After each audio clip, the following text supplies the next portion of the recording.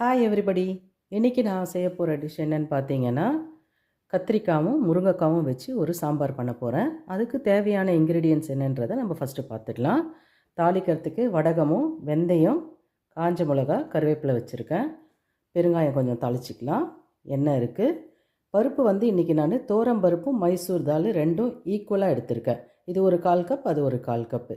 ரெண்டுத்தையும் கலந்து தான் நான் சாம்பார் பண்ண போகிறேன். சின்ன வெங்காயம் இருந்தால் நீங்கள் சின்ன வெங்காயம் போட்டுக்கோங்க. என்கிட்ட இன்றைக்கி இல்லை. ஸோ அதனால் பெரிய வெங்காயம் தான் நான் எடுத்திருக்கேன். 2 தக்காளி எடுத்திருக்கேன். இது சாம்பார் பொடி, மஞ்சள் பொடி, தேவையான அளவு உப்பு, கொஞ்சம் புளியை நம்ம தண்ணி கொஞ்சம் ஊற்றி ஊற வச்சுக்கலாம். இல்லை ஒரு கொதிக்க வச்சு நம்ம இறக்கிக்கலாம். பருப்பை ஒரு 1/2 அன் ஹவர் நம்ம ஊற வச்சு எடுத்துக்கலாம். இப்போ எப்படி பண்ணுறதுன்னு நம்ம பார்ப்போம். இப்போது காயெல்லாம் கட் பண்ணியாச்சுங்க. வெங்காயம் தக்காளி கட் பண்ணியிருக்கு, முருங்கைக்காய் ரெடியாக இருக்குது, கத்திரிக்காயும் கட் பண்ணியிருக்கேன், புளியை கரைச்சி வச்சுருக்கேன். பருப்பு ஒரு 1/2 அன் ஹவர் நல்லா ஊறிடுச்சு. இந்த பருப்பை குக்கரில் ஒரு 3 விசில் வச்சு எடுத்துக்கிறேன். இதுக்கப்புறம் எப்படி பண்ணுறதுன்னு நம்ம பார்ப்போம். இப்போ பார்த்தீங்கன்னா சாம்பாருக்கு பருப்பு வேக வச்சிட்டோம். பருப்பு நல்லா வெந்துடுச்சு. இப்போ நம்ம இதில் தாளிப்பு பார்ப்போம்.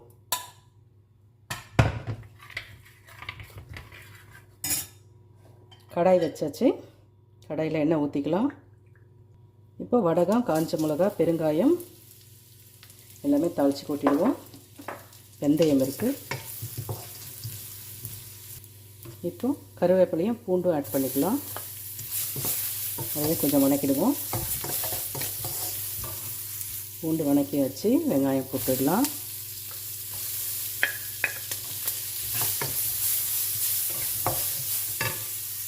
தக்காளி ஆட் பண்ணிக்கலாம்.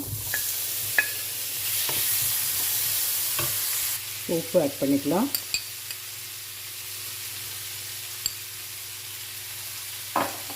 மஞ்சள் பொடி ஆட் பண்ணிக்கலாம்.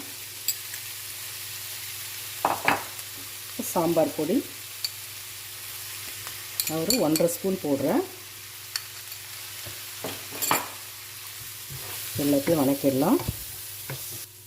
இப்போ நம்ம முருங்கைக்காய் போடலாம். கத்திரிக்காய் ஆட் பண்ணிடலாம்.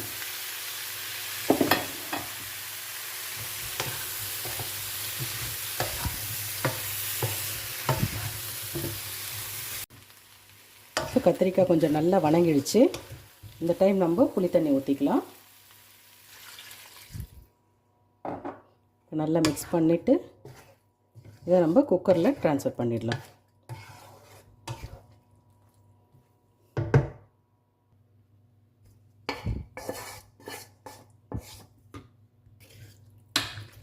நல்லா மிக்ஸ் பண்ணிவிட்டு கரெக்டாக ஒரு 2 விசில் வச்சு எடுத்து பார்ப்போம்.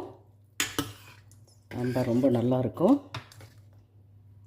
இப்போது குக்கரை மூடி விசில் போட்டுறேன். குக்கர் மூடி விசில் போட்டாச்சு. மீடியம் ஃப்ளேமில் 2 விசில். சாம்பார் ரெடி ஆகிடுச்சா பார்க்கலாமாங்க. வாவ், அருமையான சாம்பார் ரெடி ஆகிடுச்சு பாருங்கள். ரொம்ப நல்லா இருக்குது. கத்திரிக்காய் முருங்கைக்காய் சாம்பார் ரொம்ப அருமையாக வந்திருக்கு. நீங்களும் இந்த 2 பருப்பு போட்டு இந்த சாம்பார் ட்ரை பண்ணி பாருங்கள்.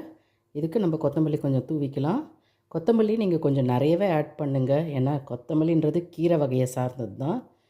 நீங்கள் ஒரு நாளைக்கு கீரை சாப்பிட்ட ஒரு ஃபீலிங் வந்துடும். ஸோ ட்ரை பண்ணி பாருங்கள், எப்படி இருக்குன்னு சொல்லுங்கள். தேங்க்யூ.